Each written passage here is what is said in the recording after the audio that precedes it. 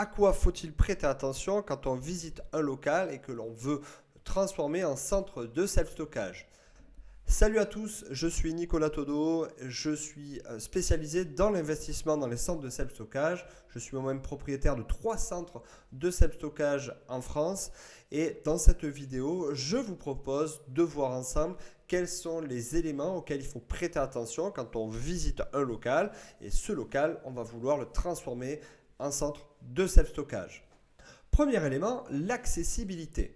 Il faut donc vérifier que le local est accessible déjà dans un premier temps pour les voitures. Ça, c'est éventuellement la base. Mais si vous avez la possibilité de vous garer en camion utilitaire ou en véhicule poids lourd, ça c'est un gros plus puisque vous allez pouvoir cibler une clientèle plus large. Il faut prévoir bien entendu pour cela des places de parking, au moins une dans l'idéal. 2. Assurez-vous aussi de l'accessibilité pour les personnes à mobilité réduite et contrôlez plus largement l'accessibilité. Évitez donc les escaliers pour accéder aux box de stockage. Évitez les hauteurs sous plafond trop basses ou les zones sombres. C'est du coup un gros point noir lorsqu'on veut décharger facilement ses affaires.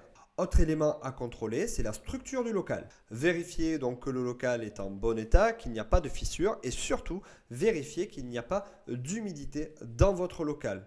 Si c'est le cas, il va falloir prévoir des solutions de ventilation pour aérer votre local et faire disparaître l'humidité qui est un des pires ennemis du self-stockage.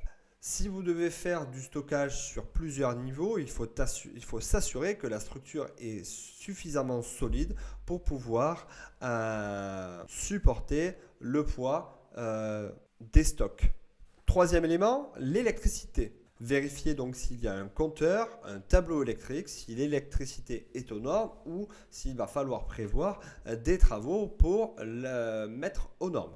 Contrôlez donc l'état des câbles, les disjoncteurs et pour cela, un petit conseil, venez avec votre électricien. Vérifiez s'il va falloir un éclairage supplémentaire. Donc moi je conseillerais un éclairage LED, donc basse consommation d'énergie avec un détecteur de mouvement qui donc viendra allumer la lumière dès que quelqu'un sera présent dans votre centre de self-stockage. Si ce n'est pas le cas, il faudra donc prévoir cette installation-là. Si vous avez donc des canalisations dans votre local, assurez-vous que les canalisations sont en bon état et qu'il n'y a pas de dégâts des eaux potentiels. Autre élément et pas des moindres, la réglementation. Assurez-vous que votre local donc, est adapté à une activité de self-stockage et donc pour cela, il faudra se rapprocher du service urbanisme de votre ville. Si le local est en copropriété, regardez le règlement de copropriété, regardez la nature du bien et regardez si cette nature est adaptée à une activité de self-stockage. N'hésitez pas à vous rapprocher d'un notaire. Le notaire va vérifier donc tous ces éléments-là et vous dire si oui ou non l'activité de self-stockage est valable dans votre local. Concernant maintenant les risques incendie, n'hésitez pas à envoyer des photos ou des vidéos à une société spécialisée dans les risques incendie. Elle vous dira éventuellement tous les risques potentiels et les éventuels travaux à prévoir. Autre élément, n'hésitez pas à faire passer des sapeurs-pompiers. Les sapeurs-pompiers vous diront quels travaux sont à prévoir pour avoir un local qui soit conforme et sécurisé d'un point de vue des risques incendies et dans lequel ils pourront intervenir facilement s'il venait à y avoir un incendie. Contrôlez aussi l'environnement extérieur. Contrôlez donc si la zone est bien fréquentée, si on y accède facilement d'un point de vue de la circulation. Regardez si votre activité peut être gênante d'un point de vue du bruit, d'un point de vue du passage pour vos voisins. Assurez-vous également de la propreté de l'environnement extérieur. Petit bonus dans cette vidéo, je vais vous donner quelques conseils. Dans un premier temps, évitez de faire une visite tout seul, sauf si vraiment vous avez l'habitude.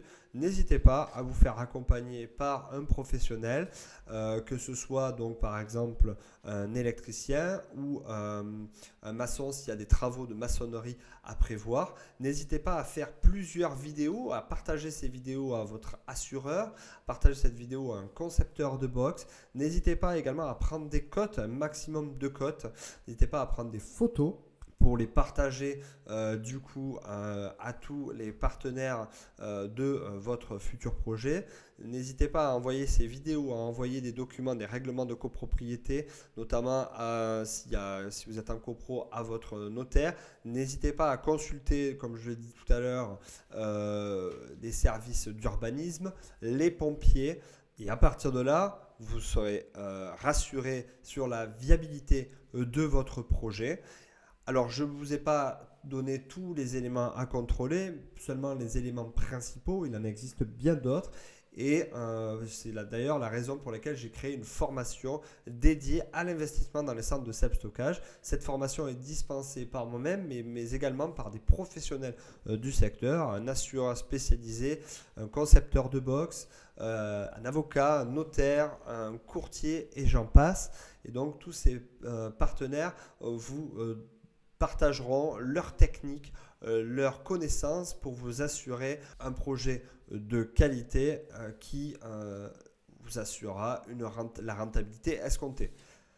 Voilà, cette vidéo touche à sa fin. Si celle-ci vous a plu, n'hésitez pas à me la partager en commentaire. N'hésitez pas à liker cette vidéo, à la communiquer au plus grand nombre.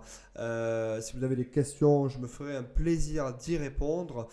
Je vous souhaite une excellente journée et je vous dis à très vite.